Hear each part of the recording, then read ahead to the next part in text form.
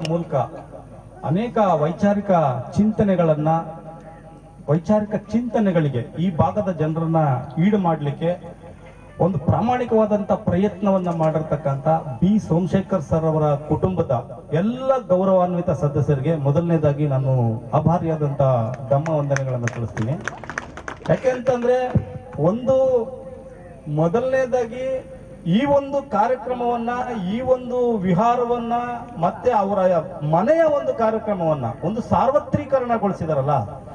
ಅವ್ರ ಮನೆಯಲ್ಲೇ ಮಾಡ್ಕೋಬಹುದು, ಎಲ್ಲ ವಿಚಾರನೂ ಬೇಕಾದ್ರೆ ಮನೆಯಲ್ಲೇ ಮಾಡ್ಬೋದು. ಅವ್ರ ಮನೆಗೆ ಯಾರು ಕರೆದ್ರು, ಯಾರು ಮಿನಿಸ್ಟರ್ ಬೇಕಾದ್ರೂ ಬರ್ತಾರೆ ಹೋಗ್ತಾರೆ, ವಿಚಾರ ಏನ್ ಬೇಕಾದ್ರೂ ಮಾಡ್ಬೋದು. ಆದ್ರೆ ಅದನ್ನ ಸಾರ್ವತ್ರೀಕರಣಗೊಳಿಸಿ ಅದು ಎಲ್ಲ ಸಾರ್ವಜನಿಕರಿಗೆ ತಲುಪಬೇಕು ಅಂತಕ್ಕಂಥ ನಿಟ್ಟಿನಲ್ಲಿ ಪ್ರಾಮಾಣಿಕವಾದಂತ ಪ್ರಯತ್ನ ಮಾಡ್ತಾ ಇರ್ತಕ್ಕಂಥ ಸೋಮಶೇಖರ್ ಸರ್ ಅವರ ಕುಟುಂಬದ ಎಲ್ಲ ಸದಸ್ಯರಿಗೆ, ದರ್ಶನ್ ಅವ್ರಿಗೆ, ಅವ್ರ ತಾಯಿಯವ್ರಿಗೆ, ನವ್ಯ ಮತ್ತು ಭವ್ಯ ಅವ್ರಿಗೆ, ರಾಜ್ ಪಟೇಲ್ ಅವ್ರಿಗೆ, ಮತ್ತೆ ಅವರೆಲ್ಲ ಕುಟುಂಬ ಸದಸ್ಯರಿಗೆ ಗೌತಮ ಬುದ್ಧರ ಆಶೀರ್ವಾದ, ಬಸವಾದಿ ಶರಣರ ಒಂದು ಕೃಪಾಶೀರ್ವಾದ, ಮಹಾತ್ಮ ಜ್ಯೋತಿಬಾ ಫುಲೆ ತಾಯಿ ಸಾವಿತ್ರಿಬಾಯಿ ಫುಲೆ ಅವರ ಆಶೀರ್ವಾದ, ಭಗವಾನ್ ಬಾಬಾ ಸಾಹೇಬ್ ಡಾಕ್ಟರ್ ಅಂಬೇಡ್ಕರ್ ಅವರ ಸಂವಿಧಾನದ ರಕ್ಷಣೆ ಸದಾ ಸಿಗ್ಲಿ ಅವ್ರಿಗೆ ಅಂತೇಳಿ ನಾನು ವಿನಂತಿ ಮಾಡ್ತಾ, ವೇದಿಕೆ ಮೇಲೆ ಇರ್ತಕ್ಕಂಥ ಪರಂ ಪೂಜ್ಯ ಬಂತೇಜಿ ಅವರೇ, ಮತ್ತು ಈಗ ತಾನೇ ಮಾತನಾಡಿದಂತ ಮೂಡ್ನಾಕೂಡ ಚಿನ್ನಸ್ವಾಮಿ ಸರ್ ಅವರೇ, ಹಾಗೇನೆ ಡಾಕ್ಟರ್ ಶಿವಕುಮಾರ್ ಸರ್ ಅವರೇ, ಮತ್ತು ವೇದಿಕೆ ಮೇಲೆ ಇರ್ತಕ್ಕಂಥ ಎಲ್ಲ ಗೌರವಾನ್ವಿತ ಹಿರಿಯ ಕಿರಿಯ ಬಂಧುಗಳೇ, ವೇದಿಕೆ ಮುಂಭಾಗದಲ್ಲಿ ಇರ್ತಕ್ಕಂಥವ್ರೆ, ಅಣ್ಣ ಸೋಸ್ಲೆ ಗಂಗಾಧರ್ ಅವರೇ, ಮತ್ತು ಪದ್ಮಪಾಣಿ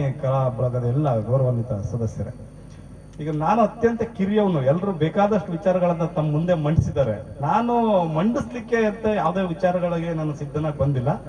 ಆದ್ರೆ ಒಂದೆರಡು ವಿಚಾರಗಳನ್ನು ನಿಮ್ ಜೊತೆ ಸಂವಾದ ಮಾಡ್ಬೇಕು. ಯಾಕೆಂದ್ರೆ ನಾನೊಬ್ಬ ಅಪ್ಪಟ ಅಂಬೇಡ್ಕರ್ ಅನುಯಾಯಿಯಾಗಿ, ಅಪ್ಪಟ ಬೌದ್ಧ ಅನುಯಾಯಿಯಾಗಿ ನನಗೆ ಗೊತ್ತಿರ್ತಕ್ಕಂಥ ಒಂದಷ್ಟು ವಿಚಾರಗಳನ್ನ ಹಂಚಿಕೊಳ್ಬೇಕಾಗಿದೆ. ಯಾಕೆ ಅಂತಂದ್ರೆ ವಿಚಾರಕ್ಕೆ ಮಾತ್ರ ಜಗತ್ತನ್ನ ಆಳ್ತಕ್ಕಂಥ ಶಕ್ತಿ ಇರೋದು. ನಿಮ್ಮ ಗನ್ಗೆ, ಗ್ರಾನೈಡ್ಗೆ, ಬಾಂಬ್ಗೆ, ಯಾವುದಕ್ಕೂ, ದುಡ್ಡಿಗೆ, ತೋಳ್ಬಲಕ್ಕೆ ಯಾವುದಕ್ಕೂ ಇಲ್ಲ. ವಿಚಾರಗಳಿಗೆ ಜಗತ್ತನ್ನ ಆಳುವ ಶಕ್ತಿ ಇದೆ ಅಂತ ಹೇಳಿ ಈ ಭೂಮಿಯ ಮೇಲೆ ಮೊದಲು ಉಚ್ಚಾರಣೆ ಮಾಡಿದಂತ ಗೌತಮ ಬುದ್ಧರ ಆ ಪಾದಕಮಲಗಳಲ್ಲಿ ನಾನು ನಮಸ್ಕಾರವನ್ನ ತಿಳಿಸ್ತಾ, ಮೊದಲನೇದಾಗಿ ನಾವೆಲ್ಲರೂ ಇಲ್ಲಿ ಕೂತ್ಕೊಂಡು ಧಮ್ಮದ ಬಗ್ಗೆ ಡಿಸ್ಕಸ್ ಮಾಡ್ತಾ ಇದೀವಿ. ಧಮ್ಮ ಏನು, ಧಮ್ಮ ಅಂತ ಅಂದ್ರೆ ಅಂತ. ಈ ಧಮ್ಮ ಅಂತಕ್ಕಂಥದ್ದು ಇಲ್ಲಿ ಕೂತಿರ್ತಕ್ಕಂಥ ಜನ ಈಗ ಇದನ್ನ ಅನುಸರಣೆ ಮಾಡ್ಲಿಕ್ಕೆ ಸಾಧ್ಯವಾ, ಅಥವಾ ನಾವು ಯಾರಿಗೆ ಶಿವಕುಮಾರ್ ಸರ್ ಹೇಳ್ದಂಗೆ 9, 10ನೇ ತರಗತಿಯ ಫಸ್ಟ್ PUC, ಸೆಕೆಂಡ್ PUC ಮಕ್ಕಳಿಗೆ ಹಾಕ್ಬೇಕಾ?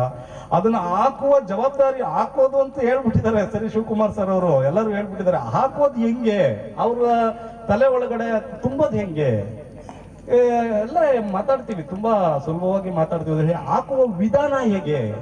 ಅಮ್ಮ ಹಚ್ಚುವ ದೀಪ ಮನೆಯೊಳಗಿನ ಬೆಳಕು, ಅಮ್ಮ ಹಚ್ಚುವ ದೀಪ ಮನೆಯೊಳಗಿನ ಬೆಳಕು, ಧಮ್ಮ ಹಚ್ಚುವ ದೀಪ ಮನದೊಳಗಿನ ಬೆಳಕು.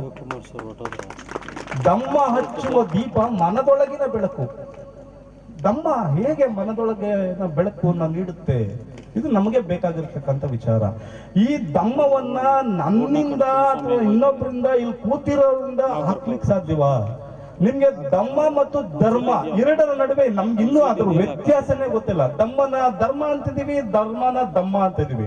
ಸೊ ಧಮ್ಮ ಅಂತಕ್ಕಂಥ ವಿಚಾರದಲ್ಲಿ ನಮ್ಮನ್ನ ಯಾರಾದ್ರೂ ಸರಿಯಾಗಿರ್ತಕ್ಕಂಥ RSS ನವರು, ಬಜರಂಗ ದಳದವರು, ಸ್ವಾಮೀಜಿಗಳು, ಬುದ್ಧಿಗಳು ಹಿಡ್ಕೊಂಡ್ಬಿಟ್ರೆ ಏನಪ್ಪ ಧಮ್ಮ ಅಂತ ಅಂದ್ರೆ ಅಂತ ಕೇಳಿದ್ರೆ ಏನ್ ಹೇಳಕ್ ಸಾಧ್ಯ? ನಾವೇನ್ ಹೇಳ್ತೀವಿ? ಧಮ್ಮ ಅಂದ್ರೆ ಏನು? ವಾಟ್ಸ್ ದ ಮೀನಿಂಗ್ ಆಫ್ ಧಮ್ಮ? ಧಮ್ಮ ಅಂದ್ರೆ ಬೇಕಲ್ವಾ ಏನಂತ? ಮೊದಲನೇದಾಗಿ ನಾವು ಧಮ್ಮ ಅನ್ನೋದನ್ನ ಅರ್ಥಕೊಳ್ಬೇಕಾಗಿದೆ. ಧಮ್ಮ ಅಂತ ಅಂದ್ರೆ ಮನುಷ್ಯನ ಸ್ವಭಾವ, ಮನುಷ್ಯನ ನಡವಳಿಕೆ. ಸೊ ಇದು ಧಮ್ಮ ಅಂದ್ರೆ. ಸೊ ಧಮ್ಮ ಮತ್ತು ಧರ್ಮಕ್ಕೆ ಇರ್ತಕ್ಕಂಥ ವ್ಯತ್ಯಾಸ ಏನಂದ್ರೆ, ಧಮ್ಮ ಅಂತಕ್ಕಂಥದ್ದು ನನ್ನ ನಡತೆ, ಧರ್ಮ ಅಂತಕ್ಕಂಥದ್ದು ನನ್ನ ಆಚರಣೆ ಇದೆಯಲ್ಲ, ಅದು ಒಳ್ಳೇದನ್ನು ಆಚರಣೆ ಮಾಡ್ಬೋದು, ಕೆಟ್ಟದ್ದನ್ನು ಆಚರಣೆ ಮಾಡ್ಬೋದು. ಯಾರು ಬೇಕಾದ್ರೂ ನನ್ನ ತಲೆ ಒಳಗಡೆ ತುರ್ಕಿದ್ರೆ ಮಾರಮ್ಮನ ಹಬ್ಬ ಇಂಗ್ಲಿಂದ ನಡ್ಕೊಂಡ್ಬಂದು ಆಚರಣೆ ಮಾಡಿ, ಆಯ್ತು ಪೂಜೆ ಇಂಗ್ಲಿಂದ ನಡ್ಕೊಂಡ್ಬಂದದ್ದು ಆಚರಣೆ ಮಾಡಿ. ಬಟ್ ಧಮ್ಮವನ್ನ ಆಚರಣೆ ಮಾಡ್ಲಿಕ್ಕಾಗಲ್ಲ. ಧಮ್ಮವನ್ನ ಅನುಸರಣೆ ಮಾಡಬೇಕು. ಧಮ್ಮವನ್ನ ನಾನು ಅಡಾಪ್ಟ್ ಮಾಡ್ಕೊಳ್ಬೇಕಾಗಿದೆ, ಅಳವಡಿಸ್ಕೊಳ್ಬೇಕಾಗಿದೆ.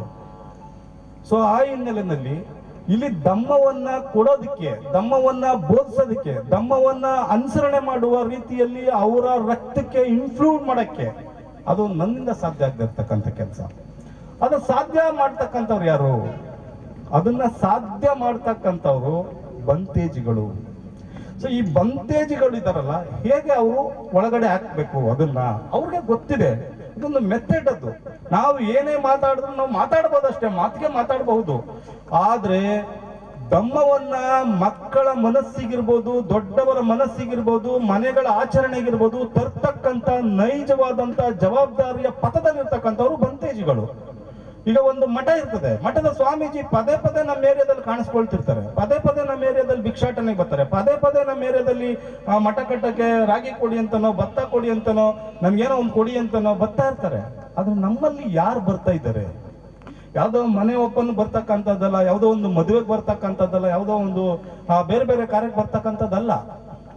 ಧಮ್ಮವನ್ನ ಬೋಧನೆ ಮಾಡ್ಲಿಕ್ಕೆ, ಧಮ್ಮವನ್ನ ತಿಳಿಸ್ಲಿಕ್ಕೆ, ಧಮ್ಮವನ್ನ ಟೀಚ್ ಮಾಡ್ಲಿಕ್ಕೆ ಬರ್ತಾ ಇರ್ತಕ್ಕಂಥ ಧಮ್ಮಾಚಾರಿಗಳಲ್ಲಿ, ಬಂತೇಜಿಗಳಲ್ಲಿ, ಮಾಂಕ್ಸ್ಗಳಲ್ಲಿ ಅವರು ಯಾಕೆ ಬರ್ತಾ ಇಲ್ಲ? ಅವ್ರಿಗೇನು ಭಯ ಇದೆಯಾ? ಅಥವಾ ಅವ್ರಿಗೇನಾದ್ರು ತೊಂದರೆ ಇದೆಯಾ? ಅವ್ರಿಗೇನಾದ್ರು ಪ್ರಾಬ್ಲಮ್ ಆಗ್ತಾ ಇದೆಯಾ? ಅವ್ರನ್ನ ಏನಾದ್ರು ಕಿಂಡ್ಲು ಮಾಡ್ತಾ ಇದ್ದಾರಾ? ಕಿಟ್ಲೆ ಮಾಡ್ತಾ ಇದಾರ? ಮಾಡ್ತಾರೆ, ಎಲ್ಲವನ್ನೂ ಮಾಡ್ತಾರೆ.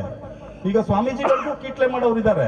ಸ್ವಾಮೀಜಿ ಬರ್ತಾ ಇರ್ಬೇಕಾದ್ರೆ 108 ಜನ ಕೀಟ್ಲೆ ಮಾಡ್ತಾರೆ. ಧಮ್ಮದವರು ಬರ್ಬೇಕಾದ್ರು, ಬಂತೇಜಿ ಬರ್ಬೇಕಾದ್ರು ಕೀಟ್ಲೆ ಮಾಡ್ತಾರೆ. ಚೇಂಜ್ ಕೊಡಿ, ಒಂದ್ 100 ರೂಪಾಯಿ ಚೇಂಜ್ ಇದೆಯಾ ನಿಮ್ಮ ಹತ್ರ ಅಂತ ಕೇಳ್ತಾರೆ. ಇಲ್ಲ ಅಂತ ನಾವ್ ಹೇಳ್ತಾ ಇಲ್ಲ.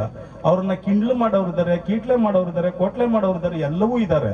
ಹಾಗಂತ ನಾವು ಎದುರುಕೊಂಡು ವಿಹಾರಗಳಲ್ಲಿ ಸೇರ್ಕೊಂಡ್ರೆ, ವಿಹಾರಗಳನ್ನ ಕಟ್ಕೊಂಡು ವಿಹಾರದ ಒಳಗಡೆ ಇದ್ದು ಬಿಟ್ರೆ, ನೀವು ಧಮ್ಮವನ್ನ ಕೊಡ್ತಕ್ಕಂಥವ್ರು ಯಾರು? ಹಳ್ಳಿಯಲ್ಲಿ ಹಳ್ಳಿ ಮರದ ಕೆಳಗಡೆ ಕೂತ್ಕೊಂಡು ಧಮ್ಮವನ್ನ ಬೋಧನೆ ಮಾಡಿದವ್ರೆ, ಅಥವಾ ಆ ಅರಳಿ ಮರದ ಒಂದು ನೈಜತೆ, ಅರಳಿ ಮರದ ಇತಿಹಾಸವನ್ನ ನಾವು ತಿಳಿಸ್ಲಿಲ್ಲ ಅಂತಂದ್ರೆ, ಅರಳಿ ಮರದ ಕೆಳಗಡೆ ನಾವೊಂದು ಬೌದ್ಧ ಮೂರ್ತಿಯನ್ನ ಇಡುವ ಪ್ರಾಮಾಣಿಕ ಪ್ರಯತ್ನವನ್ನ ಮಾಡದೆ ಹೋದ್ರೆ, ಯಾವ ಹಳ್ಳಿಗಳಿಗೆ ನೀವು ಹೇಗೆ ಧರ್ಮವನ್ನು ತಗೊಂಡು ಹೋಗ್ತೀರಾ? ಒಂದು ಶ್ರೀಲಂಕಾ ದೇಶದಲ್ಲಿ ಅಷ್ಟು ದೊಡ್ಡ ಟೆರರಿಸ್ಟ್ ರಾಷ್ಟ್ರ ಅಂತಕ್ಕಂಥ ಅಪಖ್ಯಾತಿಗೊಳಗಾಗಿರ್ತಕ್ಕಂಥ ರಾಷ್ಟ್ರದಲ್ಲಿ ಶ್ರೀಲಂಕಾ ದೇಶ ಇದೆಯಲ್ಲ, ಇಡೀ ಪ್ರಪಂಚದಲ್ಲೇ ಅತಿ ಹೆಚ್ಚು ರಿಚೆಸ್ಟ್ ಸಂಪತ್ತು ಭರಿತವಾದಂತ ಒಂದು ಶ್ರೀಮಂತಿಕೆಯನ್ನ ಉಳ್ಳಂತ, ಶ್ರೀಮಂತಿಕೆಯಲ್ಲಿ ಸಂಸ್ಕಾರದ ಶ್ರೀಮಂತಿಕೆಯನ್ನ ಉಳ್ಳಂತ ದೇಶ ಜಗತ್ತಿನಲ್ಲಿ ಯಾವ್ದಾದ್ರು ಇದೆ ಅಂತಂದ್ರೆ ಶ್ರೀಲಂಕಾ. ಯಾಕೆ ಈ ಮಾತನ್ನ ನಾನು ಹೇಳ್ತೀನಿ ಅಂತಂದ್ರೆ, ವಾರದಲ್ಲಿ 2 ಪ್ರಕರಣಗಳು ಶ್ರೀಲಂಕಾ ಪೊಲೀಸ್ ಠಾಣೆಯಲ್ಲಿ ದಾಖಲಾಗಲ್ಲ. ನೋಡಿ, ಅದು ಟೆರರಿಸ್ಟ್ ದೇಶ.